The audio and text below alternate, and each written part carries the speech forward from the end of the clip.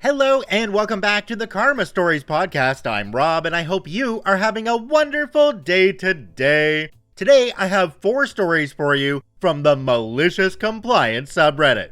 The Karma Stories podcast is published to all major podcasting platforms, and you can also read along on YouTube under our @Karma Stories podcast handle. Make sure to add the podcast to your favorites, and if you're on YouTube, drop a like on the video, and let's jump right in.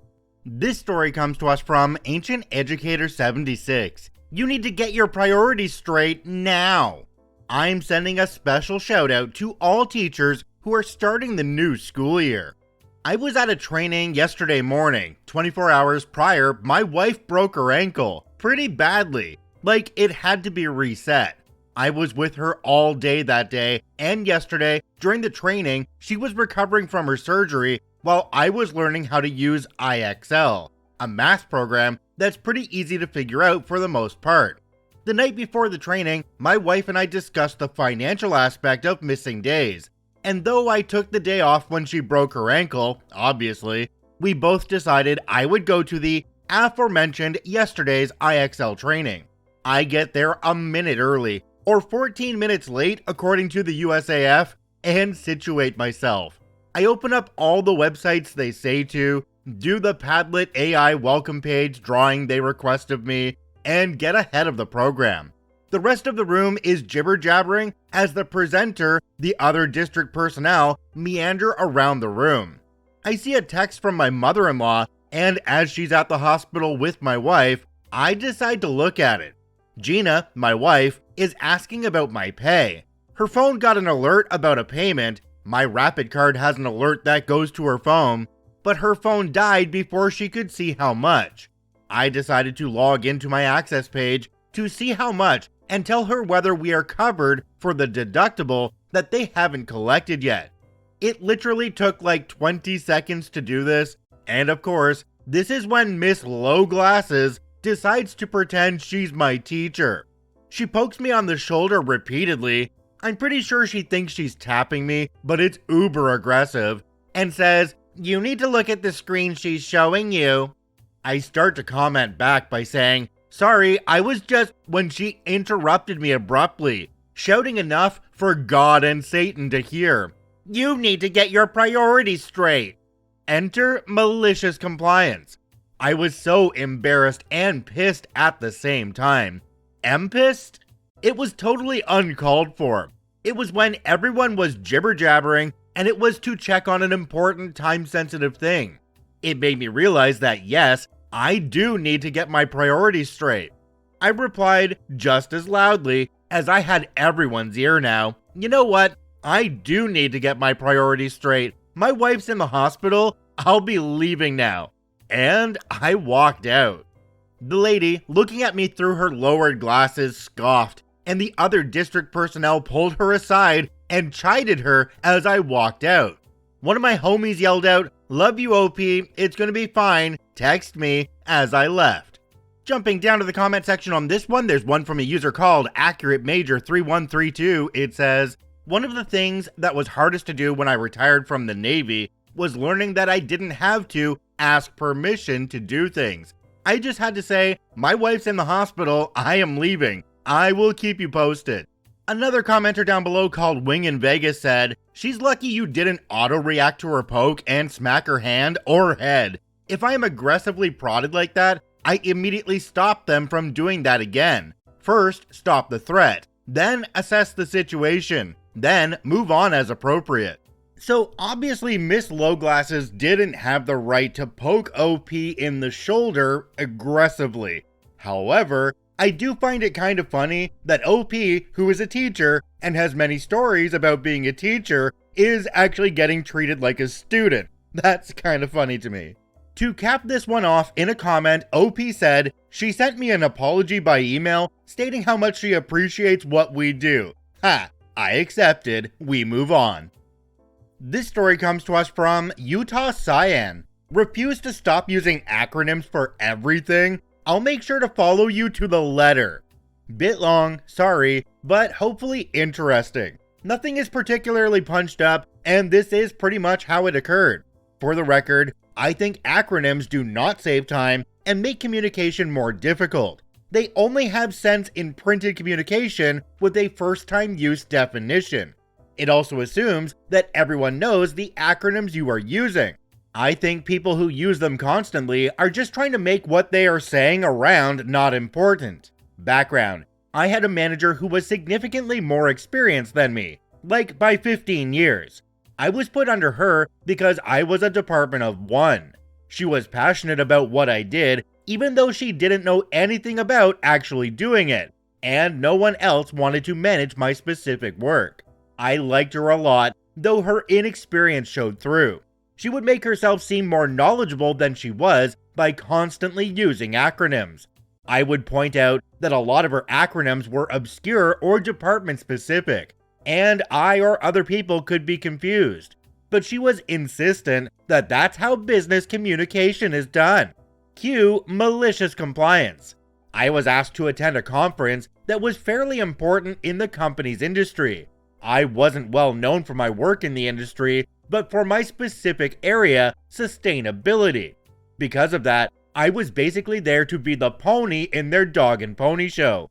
I was to make contacts, log those contacts, and follow up on the contacts. Because I'm well known, I would likely end up talking to a bunch of random people, so my manager wanted me to not waste time talking to anyone and focus on a specific type of contact. I don't like this because I feel like I'm intelligent enough to know who's worth talking to and how to move on from those that aren't. It also makes networking kind of awkward. You never really know where a good contact will come from. She asked me to talk to SMEs. She didn't clarify what SMEs was supposed to mean. Now I know SMEs in this context means subject matter experts, but this conference had a lot of nonprofits, NGOs, government reps, and religious organizations, along with businesses. So SME could be small and medium enterprises. This is in contrast to SMBs if you're talking about for-profit business. So I spent all my networking time talking to random small groups. I collected the data and returned my report to my manager.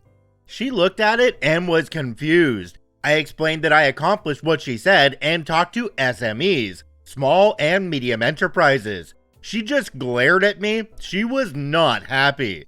The CEO was actually a friendly guy, and I met with him once a week to provide strategy and insight to working with activist shareholders. So he brought up the contacts I made. I explained what happened. He rolled his eyes. I told him in my off hours I got drinks and food with a lot of subject matter experts that were in my extended network, and they would be happy to talk to you. I gave him a list and told him to let me know, and I'd set up the intros. Afterward, every time she presented, she had an acronym list page and generally avoided them.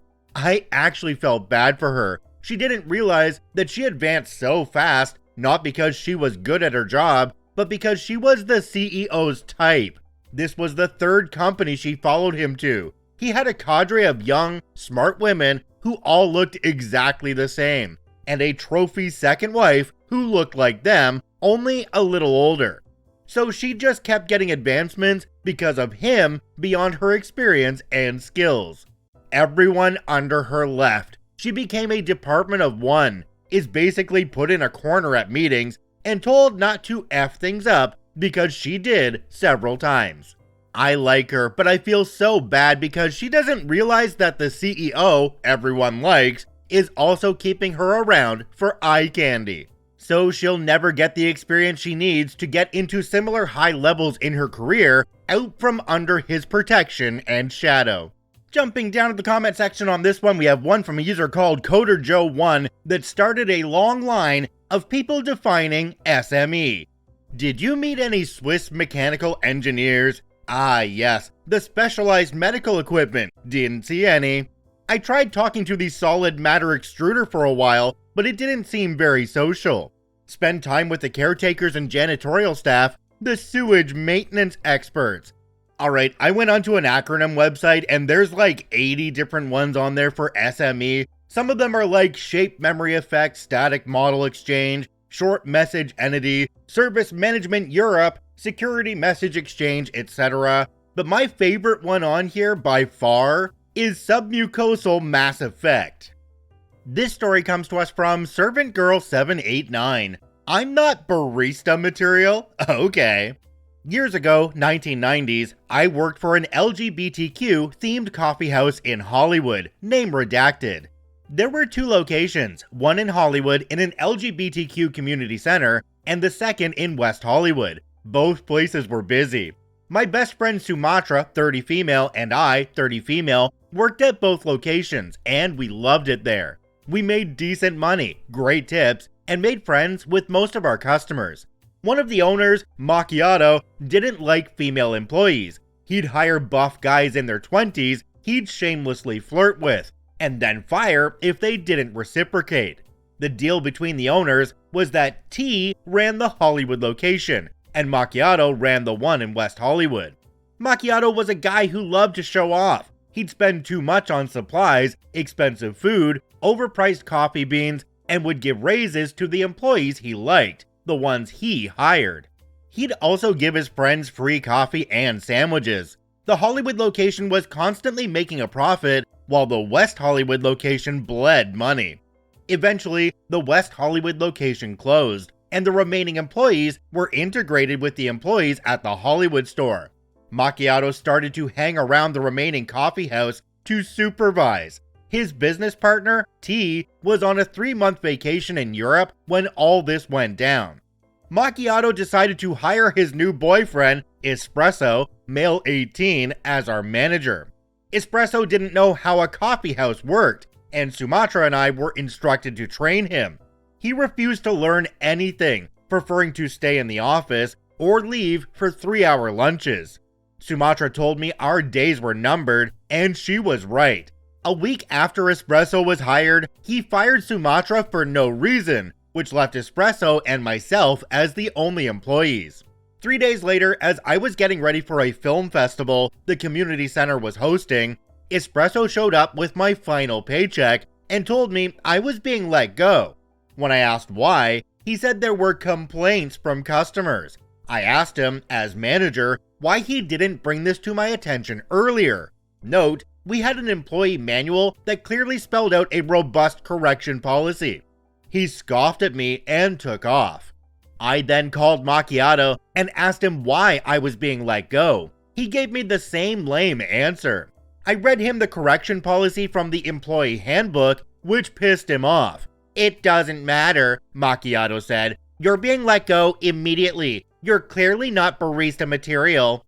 I took a look at the 2-block-long line of film festival attendees who were waiting for the coffee house to open so they could buy drinks and snacks. I asked, "Macchiato, if I'm being let go, who's going to help all the people who are lined up outside?" He said, "Oh, well, I'd appreciate it if you'd stay and finish your shift." I hung up the phone, opened the door, and told the line, "We're open, help yourselves," and then left. I had my last paycheck, which didn't include the hours from my last shift, and since I clearly wasn't barista material, I didn't need to be there. I took my paycheck to a check cashing place instead of depositing it into my bank account. That next week, I got hired for an admin position with an accounting firm. I later found out from Sumatra that it was a good thing I cashed my paycheck instead of putting it into my bank account, as the owner of the check cashing place sent over 2 big dudes and made Espresso give them all the cash from the register to cover the bad check Macchiato had written. Jumping down to the comment section on this one, we have one from a user called Bargle Noddle Zeus. It says, "What happened when T returned from vacation? What's the current status of the store and business?" OP responded and said, "T stayed in Europe. He met someone and they got married. I don't know if he and Macchiato still talk to each other. T and I are at the exchange Christmas cards phase, since other than social media, I haven't seen them in a million years." Okay, T, Espresso, Macchiato, Sumatra. I love these names. I think we need to start a petition that says, when you need to use fake names in a story, that you should use ones that are interesting like this one and related to the story. It just made it a heck of a lot more fun to read.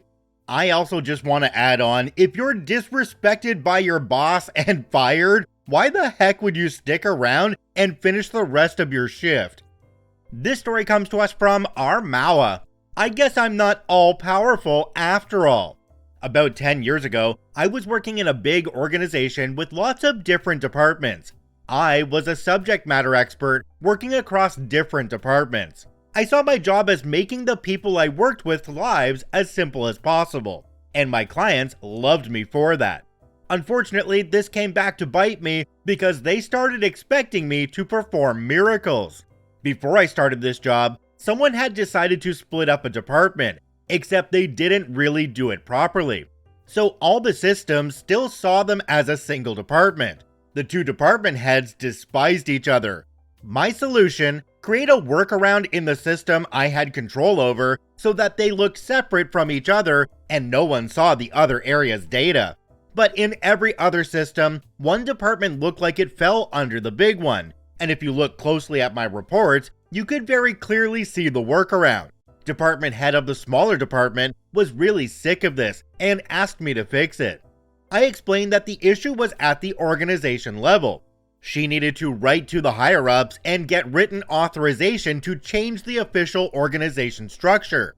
Then, once that was done, the rest of the systems would follow suit. If I changed it in my system, then something would break, and she would have bigger problems than just having to ignore a header that I would hide or delete from her reports. She insisted that if I changed the structure in my system, it would start a domino effect and everyone else, who was less helpful than I was, would have to listen to her when she said that she wanted their system changed to mimic mine. I tried to make a joke of it, explaining that I know I look like I'm all powerful because I can get stuff done for her, but this was not going to work out that way. She actually needed to deal with the organization bureaucracy BS. Trust me, I can't help with this one. This response only frustrated her more. We went around this for about a year, and she finally lost it with me. She called me late one Friday afternoon and told me I had to make the change or else. I explained again that things would break, but she wasn't having it. She cut me off and told me to do as she asked or else. Cue Malicious Compliance. I asked her to put her request in writing. Always cover your butt. She promptly sent me an email. I responded straight away saying doing this is going to break stuff. We have discussed it before, but since you insist, I'll get the changes sorted ASAP. I organized for the change in my system, stopped by my boss's office on my way out to tell him what was happening and to prepare for the fallout. Again, always cover your butt. He chuckled and wished me a good weekend. The change was easily reversible, and the problems would be very frustrating but minor. No one was going to die, so neither of us were too concerned. 11 a.m. Monday, department head calls me in a huff. Apparently, she wasn't able to see any of her staff in the HR system.